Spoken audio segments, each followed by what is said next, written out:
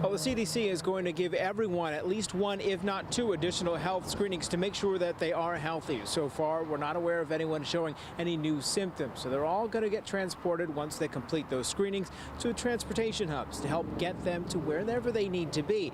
Today, we spoke with a San Diego man whose wife and two children are at Travis Air Force Base after returning home from China about their plans to reunite.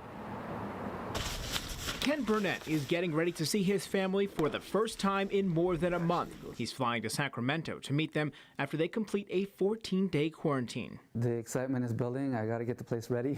Yan Jun Wei was visiting family in Wuhan when the COVID-19 outbreak started. She and her two young children were on the second evacuation flight back to the U.S. and remain healthy. We just feel like, I guess, happy to be out of the situation and happy to be together again. As they prepare to leave, Travis Air Force Base welcomed another plane full of evacuees.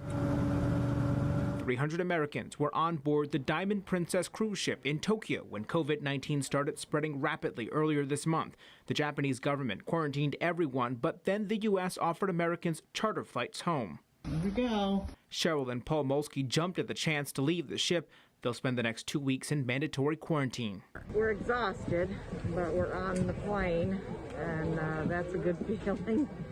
Pretty miserable wearing these masks, though. The CDC says it confirmed at least 14 Americans who evacuated have COVID-19. All will get treatment in the U.S. But the prospect of traveling with people who have the potentially deadly virus was enough to make Matthew Smith and his wife Catherine decide to stay on the cruise ship. You know, it's not like we're the last helicopter off the rooftop in Ho Chi Minh City.